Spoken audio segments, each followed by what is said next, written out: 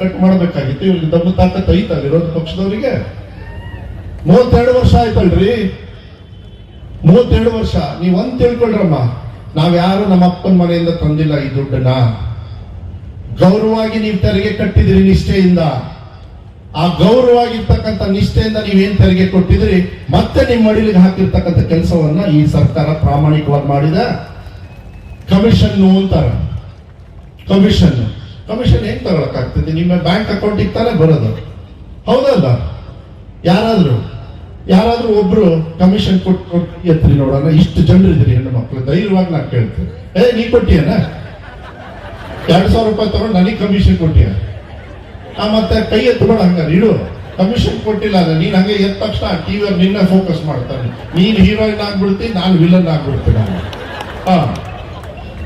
ಇವತ್ತು ನೀವು ತಿಳ್ಕೊಳ್ಬೇಕಾಗತ್ತೆ, ಕಮಿಷನ್ ಕೊಟ್ಟಿಲ್ಲ ನೀವು.